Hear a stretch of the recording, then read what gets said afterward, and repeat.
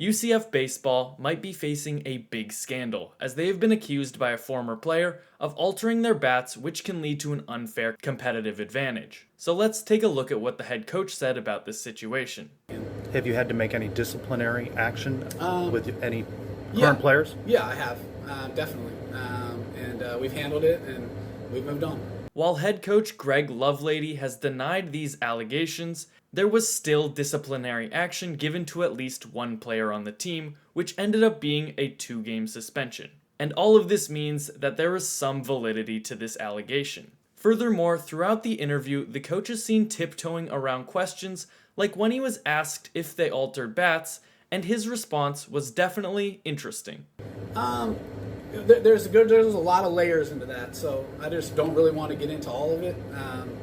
But there's a lot of layers that go into that, of bat protocols, all that kind of stuff that, we just need to make sure that we stay with what is supposed to happen and follow the rules and do what we can to be the best team that we can.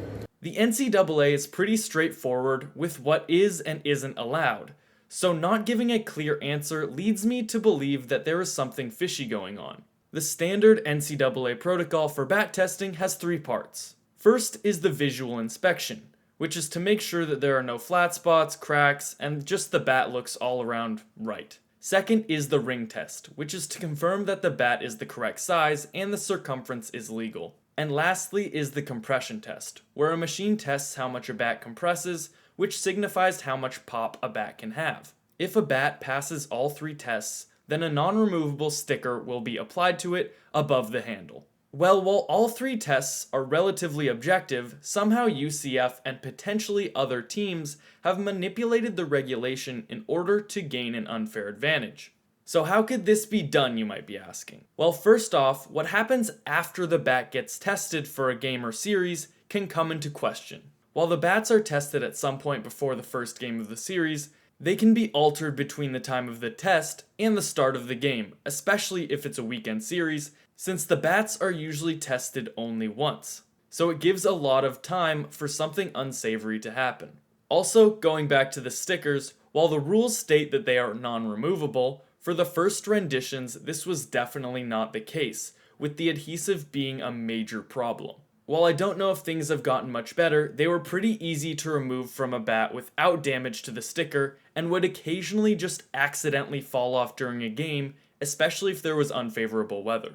This allows the opportunity to take a sticker from a bat that has passed the testing and place it on an altered bat or one that would have failed the bat test. So for a test that seems relatively straightforward, there are several easy loopholes to get around the bat test that the NCAA should probably address before more problems come of it and figure out a system that is harder to get around. So while UCF seemed to be in the wrong for potentially altering their bats, they are only the first team to get caught doing this, and I expect many other teams are doing similar to their bats and just not getting caught, since the only reason UCF was caught was because a former player made a statement about it. What do you think? Should UCF be punished? Should the NCAA be responsible for creating a system that is more difficult to cheat in?